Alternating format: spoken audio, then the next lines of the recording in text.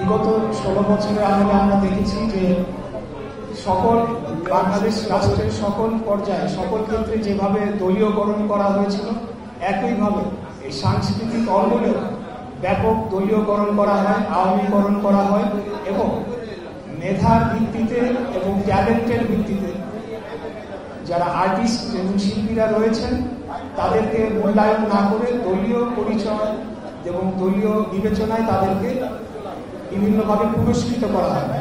আমি মনে করি যে এর মাধ্যমে আমাদের সংস্কৃতিকে ধ্বংস করার মাধ্যমে বাংলাদেশ রাষ্ট্রকে এক ব্যাপক একটা ক্ষতি করা হয়েছে। কারণ আমরা সকলেই জানি যে সাংস্কৃতিক অঙ্গনের মাধ্যমে, সংস্কৃতি চর্চার মাধ্যমে মেধার বিকাশ ঘটে এবং পরবর্তী প্রজন্ম বা যারা শিশুরা রয়েছে তারা আমাদের সমাজ ব্যবস্থা, বাংলাদেশের ইতিহাস, বাংলাদেশের সংস্কৃতি সম্পর্কে তারা জানতে পায় এই ইন্ডাস্ট্রির মাধ্যমে এবং বিভিন্নভাবে তাদেরকে মানুষ হিসেবে গড়ে তোলার জন্য এই সাংস্কৃতিক অঙ্গন অন্যতম ভূমিকা রাখে। আমরা অতীতে দেখেছি যেভাবে মিডিয়ার গলা টিপে ধরে রাখা হয়েছিল, সাংবাদিকদের উপরে যেভাবে ব্যাপক নির্যাতন করা হয়েছিল, দলীয়করণ করা হয়েছিল, একইভাবে এই সংস্কৃতি অঙ্গনের যারা শিল্পীরা রয়েছেন অনেককে কালো তালিকাভুক্ত করা হয়েছিল এবং অযোগ্য ব্যক্তিদেরকে বিভিন্ন পদে বসানো হয়েছিল এবং এই খাতে ব্যাপক দুর্নীতি এবং লুটপাটেরও অভিযোগ আমরা পেয়েছি। আমি আশা রাখি যে আজকে ফ্যাসিবাদ মুক্ত বাংলাদেশে আগামীতে আমরা যে রাষ্ট্রটি গড়তে চাচ্ছি সেখানে সাংস্কৃতিক অঙ্গনে কোনো ধরনের দলীয়করণের মাধ্যমে যে এটাকে ধ্বংসের মুখে ঠেলে দেওয়া সেটি একদিকে বন্ধ করা হবে, অপরদিকে সংস্কৃতিকে বা সাংস্কৃতিক অঙ্গনকে অপব্যবহার করে আমরা, যেমন একটি উদাহরণ রয়েছে, একটা আর্টিস্টদের একটা গ্রুপ ছিল এবং জুলাই আগস্ট গণ অভ্যুত্থানে সেখানে আর্টিস্টরা সেখানে আলাপ আলোচনা করেছেন আলো আসবে এবং সেখানে কি ভয়াবহ সব কনভারসেশন হয়েছে সেগুলো আমরা দেখেছি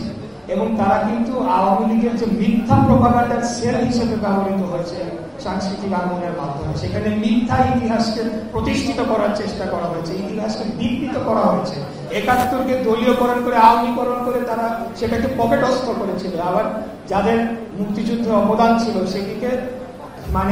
অস্বীকার করা হয়েছে এবং মিথ্যা ইতিহাস আমাদের নতুন প্রজন্মদেরকে শেখানোর চেষ্টা করা হয়েছে।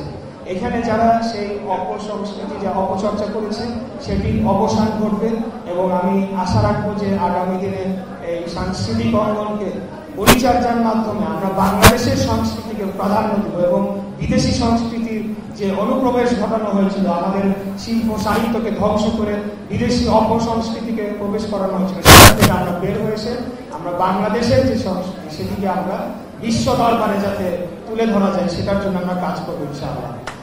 আর আমি সকলকে ধন্যবাদ জানাতে চাই, আমাকে সবাই অভিনন্দন জানাচ্ছেন। আমি বলি যে আসলে আমি মেয়র হয়েছি না হয়েছি সেটা মুখ্য বিষয় না, মুখ্য বিষয় আমি ন্যায় বিচার পেয়েছি। 2020 সালের 1 ফেব্রুয়ারি অনুষ্ঠিত ঢাকা দক্ষিণ সিটি কর্পোরেশনে আমি বাংলাদেশ জাতীয়তাবাদী দলের হয়ে ধানের শীষ মার্কা নিয়ে মেয়র পদে প্রতিদ্বন্দ্বিতা করেছিলাম এবং সারা দেশব্যাপী সামনে উন্মোচন করেছিলাম কিভাবে ভোট ডাকাতি, ভোট কারচুপির মাধ্যমে আমাদের সেই নির্বাচনটিকে লুট করে ছিনিয়ে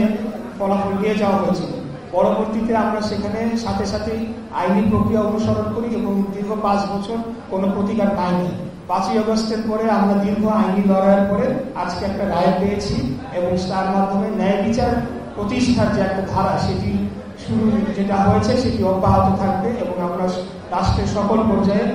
আইনের শাসন প্রতিষ্ঠা করতে পারবো, এটাই মুখ্য বিষয়। এবং পরবর্তীতে আমি কি দায়িত্ব নিব কি নিব না সেটা আমার দলীয় সিদ্ধান্তের উপর নির্ভর করছে। দল আমাকে যেভাবে সিদ্ধান্ত দেবে আমি সেভাবেই কাজ করে যাবো ইনশাআল্লাহ।